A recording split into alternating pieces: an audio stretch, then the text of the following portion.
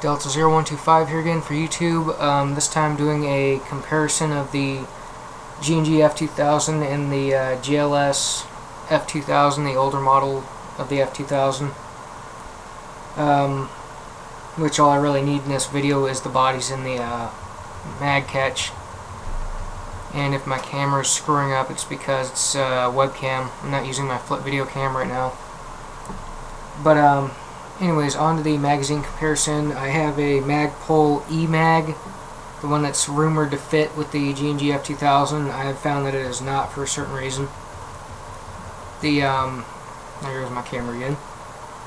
The Star Magpul P-Mag 30 round low capacity magazine. The Aim Top Sport high capacity magazine for like M4s and M16s, a standard G&G M4 M16 mag, and the G&G magazine high capacity M4 M16 that came with the G&G F2000. I'll put my mouse over here real quick. There we go. So let's start with the G&G F2000. I have the Hunter model.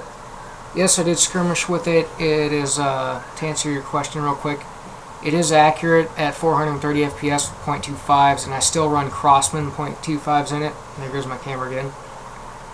No problem with the Crossman .25s through the 6.03 Prometheus barrel that I have in there. Not sure if you can really see it, but that is a Prometheus barrel. It's a AK 455mm tight bore barrel. 6.03 that I put in it, and the JG motor, which I swapped out in the other video. But stock hop-up unit, stock spring I was skirmishing with, and a 9.6 volt 1600 milliamp energy battery.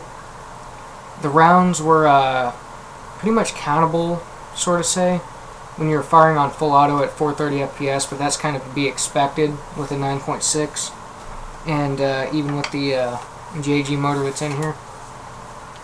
So anyways, on to the magazines.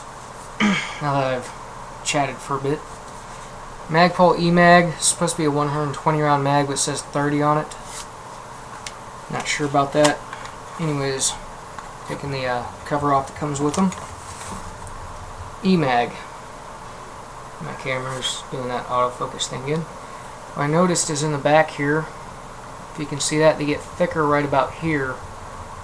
And not sure if you can see into the mag well here, but there is 2 tabs down here on each side, which is what the back of the mag is running into.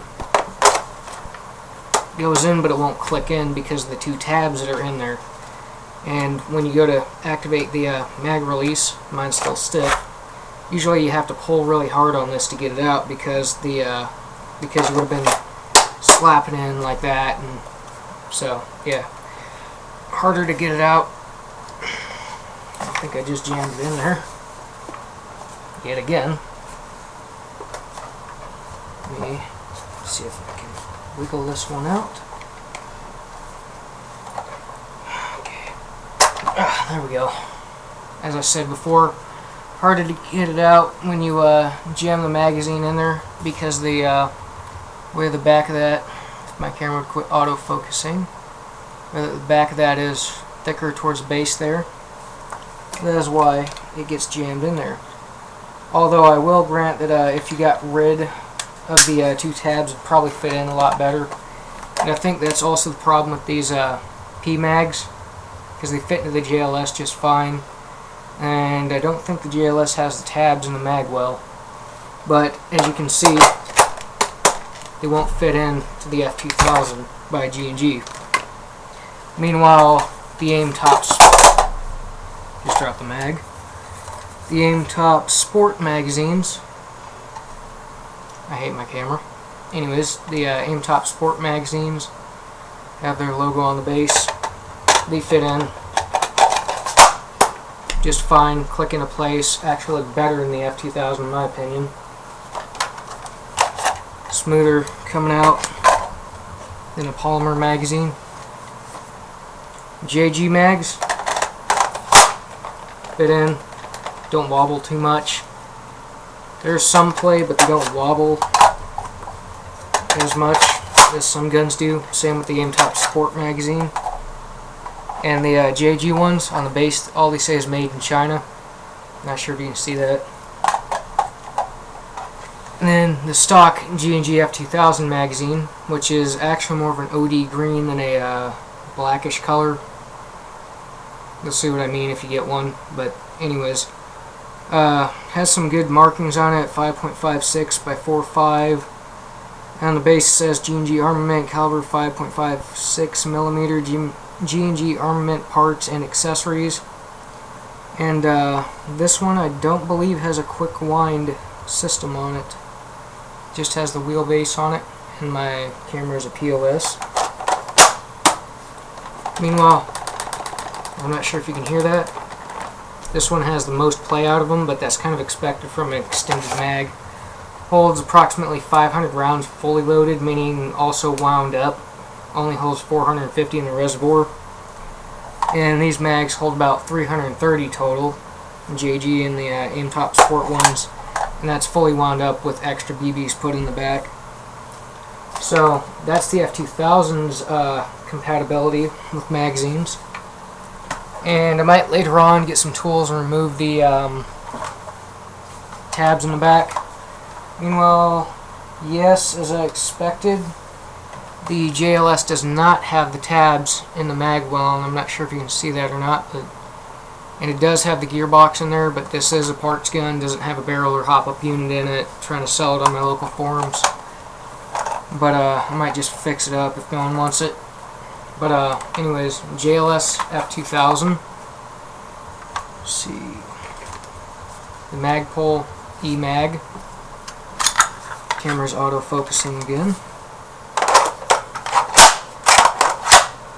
Fits in, but you can just pull it out, as you can see. You don't even have to press the mag release, but it will click in, so that means it most likely will feed.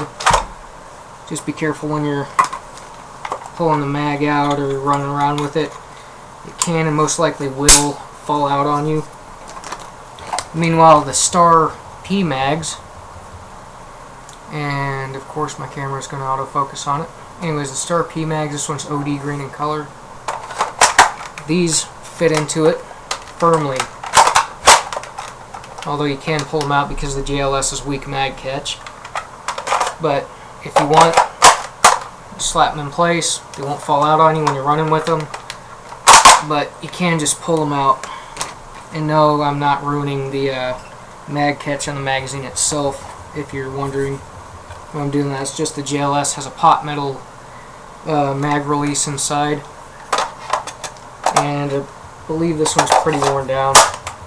Aim Top Sport mags click in place, they won't come out on you as expected with other high caps. Also, I think the polymer ones in this are just a little bit weaker.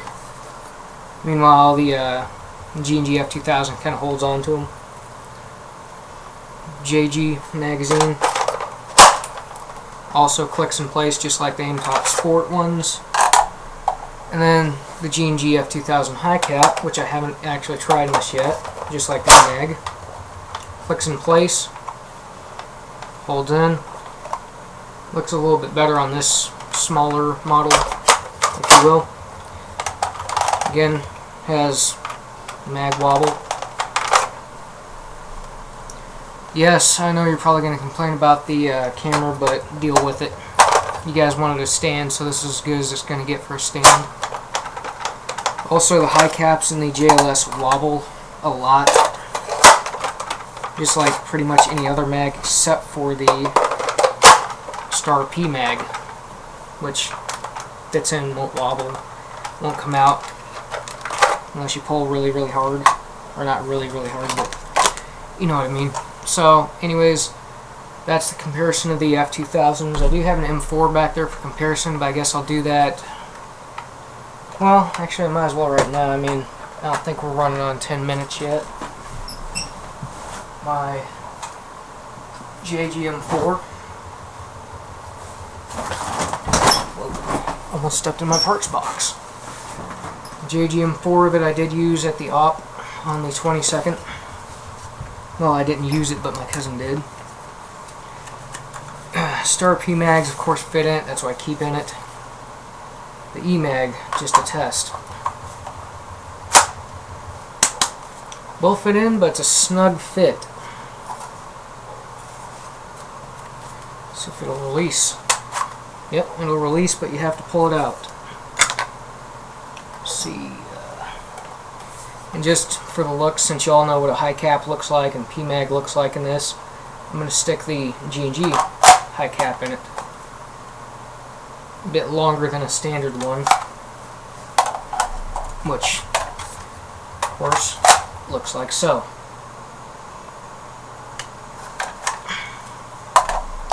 So that's been the comparison of all the airsoft magazines I currently have. The magazines, like 130 rounders that you would use in like an M4, for example, do need the back part cut off still in the G&G F2000 because they still have that screw there. Other than that, yeah, this has pretty much been the comparison video. And the F2000 needs to give me my mouse so I can end this video.